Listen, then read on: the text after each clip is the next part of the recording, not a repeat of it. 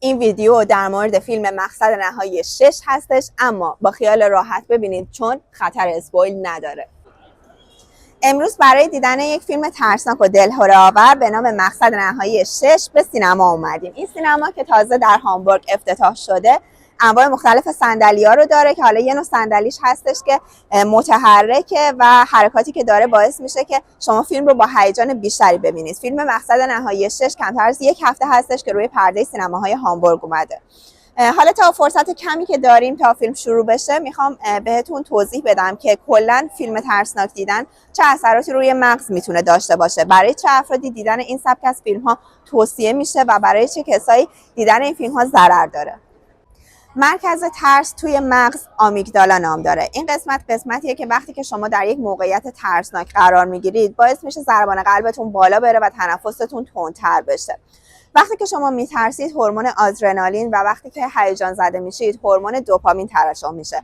این یک حالتی از حس ترس و لذت رو در شما ایجاد میکنه. واسه همینه که شما مثلا بعد از دیدن یک فیلم ترسناک میگید هم میترسم ولی هم خوشم میاد، یا اینکه وقتی که یک بازی ترسناک توی شهر بازی انجام میدید هم دچار ترس میشید هم دچار اون حس خوشایند لذت میشید. اولین فایده فیلم ترسناک تمرین اکسپوژر در مقابل اون ترس هستش، یعنی که شما در برابر اون ترس قرار میگیرید. یه چیزی شبیه به درمان فوبیا میمونه در روان درمانی که شما وقتی که از یک موقعیتی میترسید کم کم در مواجهه با اون موقعیت قرار بگیرید و ترستون ریخته بشه. این در حالتیه که این موقعیت ترسناک وجود داره اما شما در امانید. خب فیلم دیگه اتفاقی براتون نمیفته و در امنیت شما میتونید اون تمرین مواجهه با ترس رو انجام بدید. اینطوری مقاومت درونیتون بالا میره و ترستون کم کم کمتر میشه. دیدن فیلم ترسناک وقتی که با دوستاتون هستید یا تو محیط سینما هستید با عزیزانتون باعث ترشح هورمون اکسیتوسین هم میشه. این یعنی که اون پیوند و همدلی و اینا رو بیشتر میکنه. شما وقتی که شما میترسید اون صمیمیتتون بیشتر میشه. واسه همینه که بعد از دیدن فیلم ترسناک افراد با هم دیگه صمیمیتر میشن.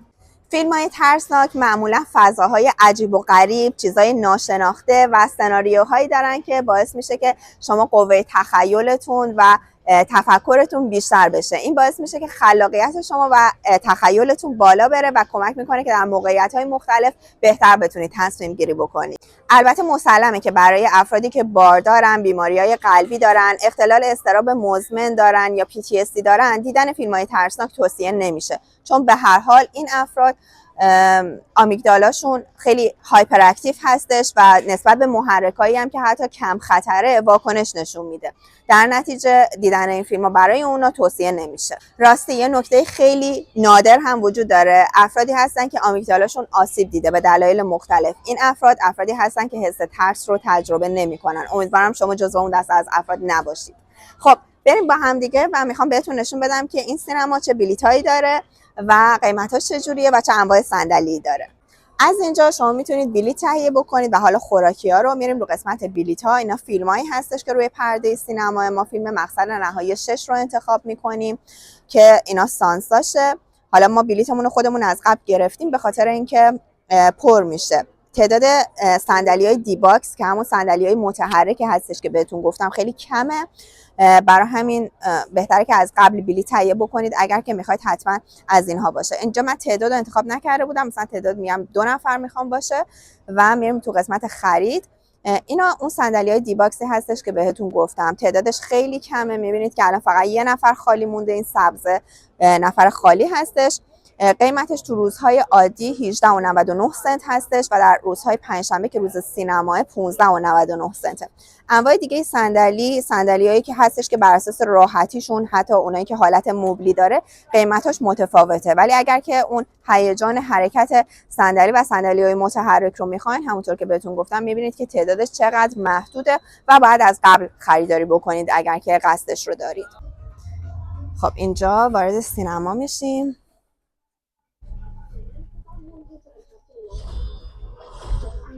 Nicht geändert. Ich werde alles tun, um Chevy zu beschützen. Uns jagt ein Roboter mit dem Namen Emilia. Sie wird uns töten. Megan ist unsere einzige...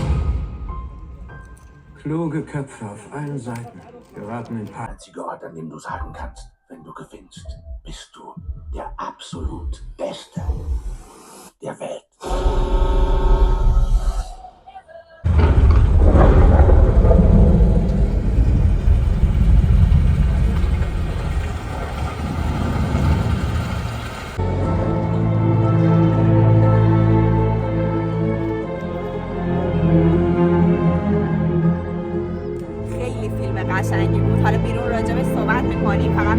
صندلی ها رو نشون بدم که اینجا درجه بندی داره.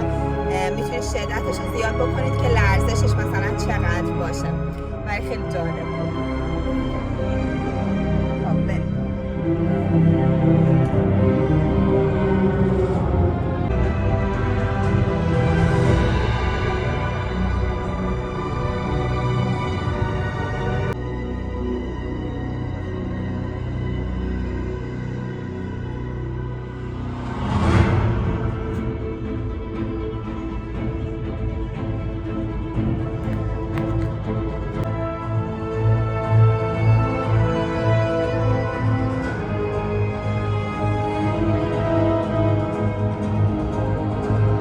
خب اول از همه بگم که خیلی تجربه خوبی بود و فیلم مقصد نهایی 6 به نسبت 5 قسمت قبلی خیلی بیشتر به من چسبید. شاید چون آخرین قسمتش تو سال 2011 منتشر شده بود، یعنی تقریبا 14 سال پیش، و اون موقع هم خب من تمام قسمتاشو توی تلویزیون دیده بودم، ولی اینجا قسمت 6ش تو فضای سینما با این صندلی‌های متحرک خیلی تجربه جالبی بود. اینم بگم که صندلی متحرک این شکلی بودش که هم کفش هم خود بدنه صندلی اینجوری بودش که مثلا ویبریشن داشت و به جلو، عقب، چپ و راست خم میشد و با هر صحنه مثلا این حرکات رو داشت و خیلی به هیجان فیلم اضافه کرده بود و کلا یه تخلیه انرژی شد. فیلم ترسناک میگم باعث میشه که این هورمون ها همه با هم ترشح بشه و اون حس ترس و در عین حال لذت رو برای شما رقم بزنه و آزادسازی همه این حسا رو با هم دیگه تجربه بکنید.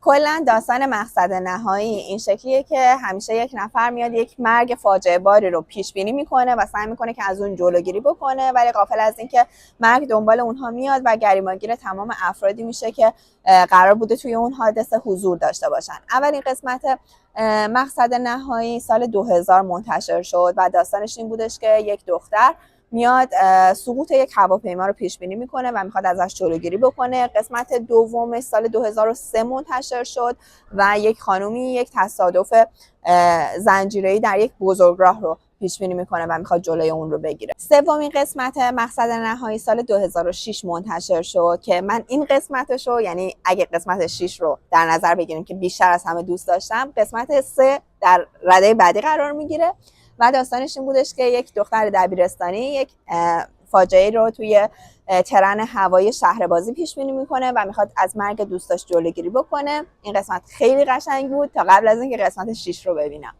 و قسمت بعدی هم سال 2009 منتشر شد که یک مردی میاد یک تصادفی رو توی مسابقه اتومبیل رانی پیش بینی میکنه و سعی میکنه که از اون مرگ ها جلوگیری بکنه. قسمت آخری هم که قسمت 5 باشه و سال 2011 منتشر شده بود، یک کارمندی بود که پیش بینی کرده بود یک پل معلقی فرو میریزه و میخواست که از همکاراش حفاظت بکنه و اونها رو نجات بده. حالا این هم از فواید فیلم ترسناک گفتیم، یه نکته جالبم در موردش بگم که وقتی که شما یک فیلم ترسناک میبینید، سکانس‌های این فیلم ترسناک تو ذهن شما جوری میمونه که بعداً در دراز مدت مغز شما نمیتونه تفکیک بکنه که این سکانسی از فیلم بوده یا سکانسی واقعی از زندگی شخصی شما بوده. براتون مثال میزنم. فرض کنید که شما در جاده‌ای دارید میرید و یهو میبینید که یک میله آهنی از یک کامیون بیرون زده. مغز شما در اون لحظه نمیتونه تفکیک بکنه که اگر که شما از اون میله میترسید و احساس میکنید که الان یک فاجعه قرار رخ بده، آیا این یک سکانس واقعی از زندگی شما بوده یا صرفاً یک فیلم بوده؟ وقتی که شما همچین صحنه‌ای رو میبینید، 3 قسمت تو مغز شما فعال میشه. اولیش همون آمیگدالا هستش که گفتیم مرکز ترس در بدن شماست. دومی قسمت هیپوکامپوس در مغزه که باعث میشه که تمام جزئیات اون اتفاق مثل نور، صدا، بو و همه اون حسا در شما فعال بشن. و سومی قسمت پیشانی مغز شما هستش که قسمت منطقی و خوب ماجراست و هی میخواد بیاد بگه که آقا این فیلم بود، واقعی نبود، نگران نباش. اما خب بعضی اوقات انقدر ترس زیاده، یعنی اون 2 قسمت اول انقدر همکاریشون با هم قوی هستش که اصلا فرصت و مجال به قسمت سوم نمیدن و نمیتونن دیگه این تفکیک رو انجام بدن که این یک قسمت واقعی از زندگی شما نبوده و صرفا یک فیلم بوده. ویدیو رو با یک سوال از شما تموم میکنم. شما به هم بگید که با دیدن چه سکانسی از چه فیلمی دچار این احساسات شدید و چه سکانسی از چه فیلمی توی ذهن شما به صورت بلند مدت ثبت شده و باعث شده که این احساسات در شما به وجود بیاد. اگر که از این ویدیو خوشتون اومده حتما کانال من رو سابسکرایب بکنید و لایک هم که یادتون نره. خدافظ.